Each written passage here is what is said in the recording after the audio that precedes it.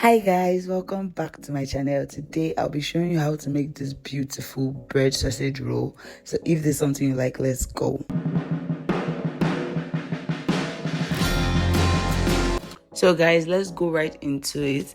This is our measured ingredients, and I just have 4 cups of flour, 50 grams of margarine, 3 eggs, I think 50 grams of sugar and some milk. All the ingredients and measurements will be listed in the description box below, so be sure to check that out. First thing I did was to dilute my milk because this is the whole beginning of everything, and then I went ahead to separate my eggs from the yolk.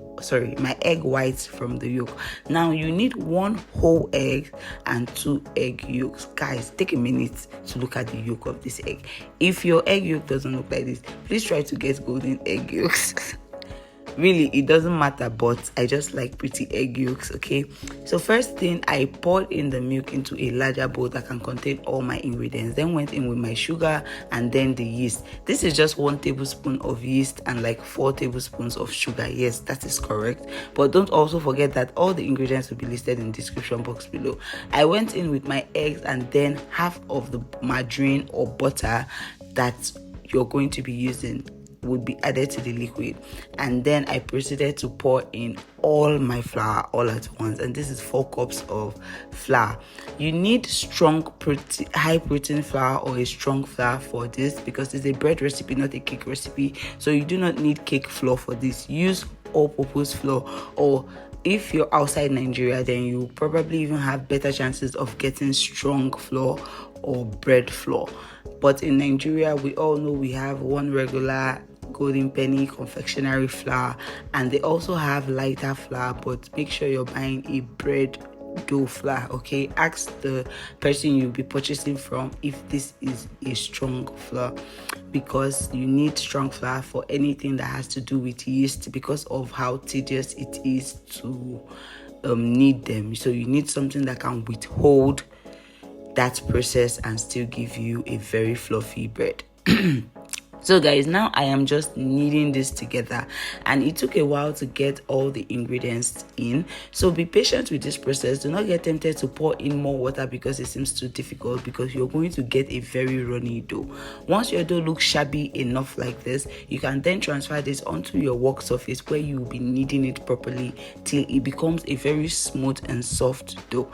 Now I needed mine for a total of 20 minutes, I think 15 to 20 minutes, and as you can observe me kneading, I pull and drag in. This is just to help with the elasticity of the gluten. Okay, you need your dough to be stretchy and nice. This is a bread dough. Okay, there's nothing like over mixing here, especially when you're using your hands.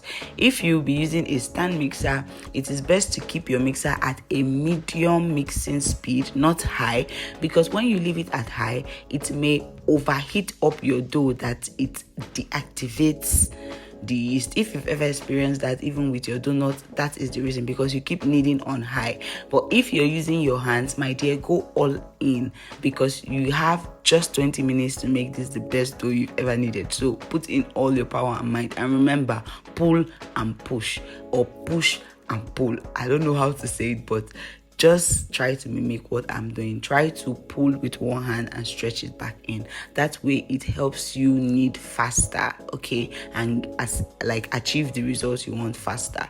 So guys, after about 10 minutes, I would add in my butter.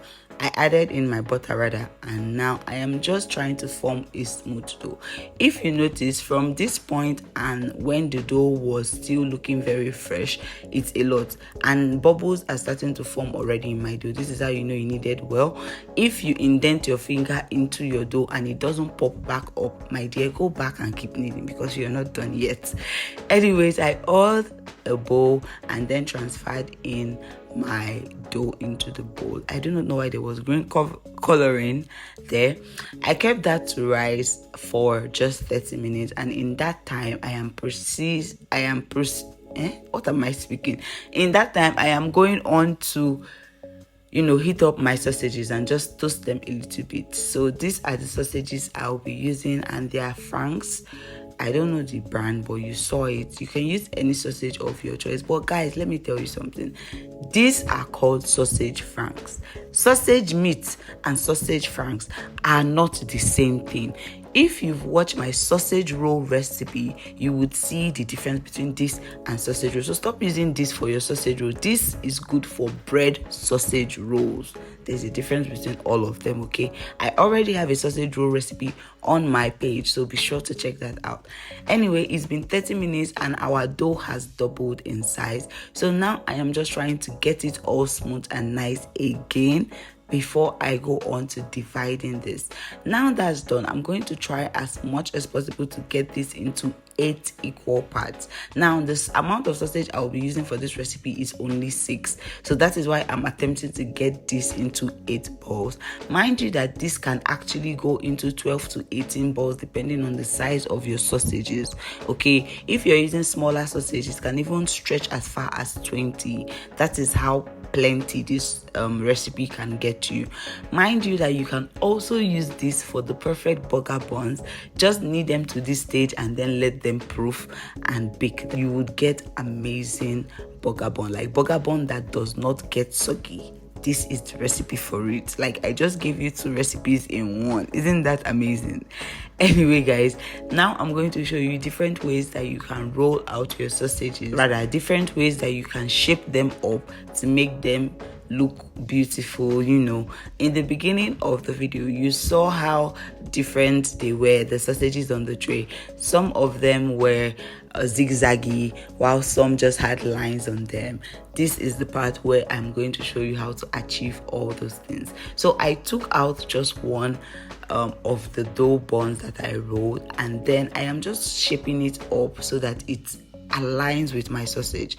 One thing you never want to do when making this type of sausage roll is that you do not want the edges of your dough to pass the length of your sausages.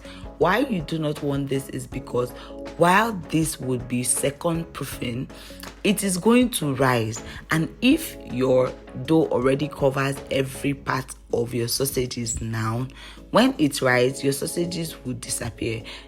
Then it becomes hard to tell people, oh, this is sausage roll. If you're making this for your own personal consumption, then there is definitely no problem with that, because you would always know it's sausage roll.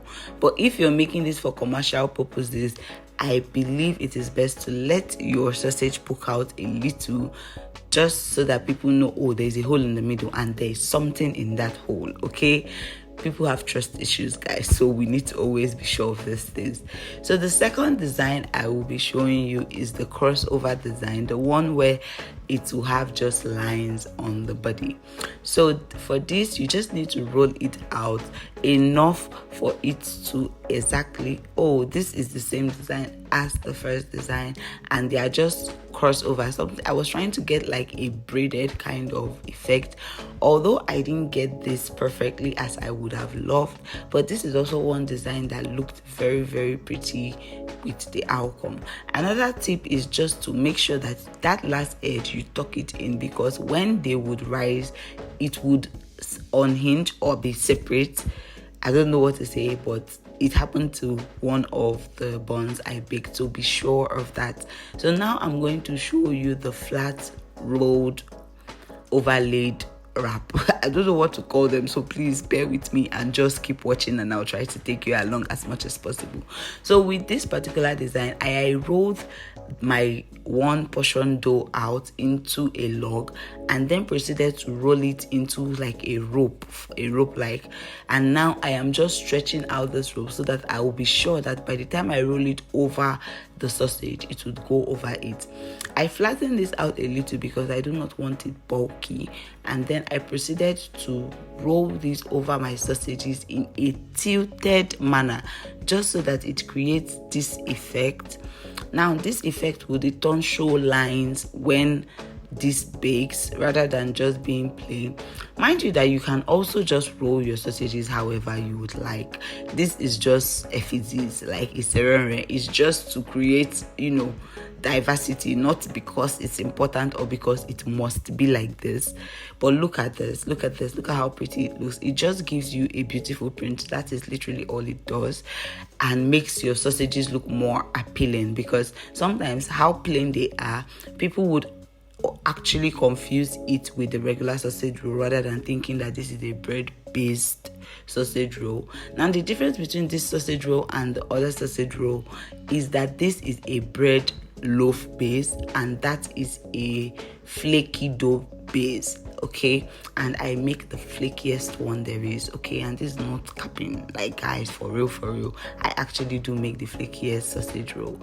So now, guys, you see this is my favorite. In fact, this is the best way to roll your sausages. It is easy and so fast. Like, it's not difficult at all.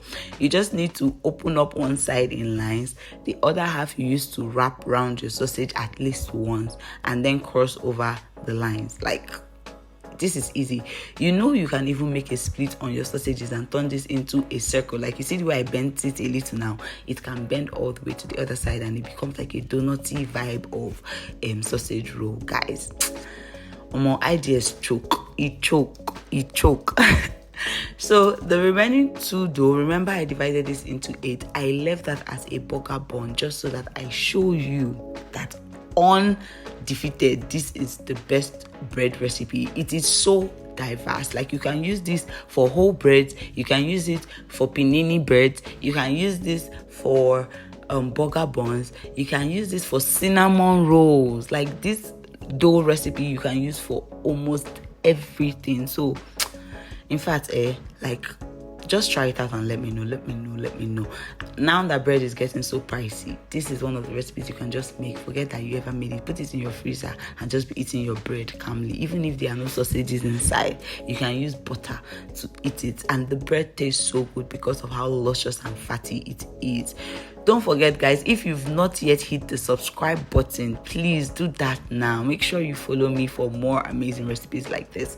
Anyways, I let my dough sit for 30 minutes extra, and now I'm just brushing this with some egg white. I also proceeded to add some sesame seeds just to give it that, pizzazz look, and then I would bake this up right now. Like, there's no need to wait anymore.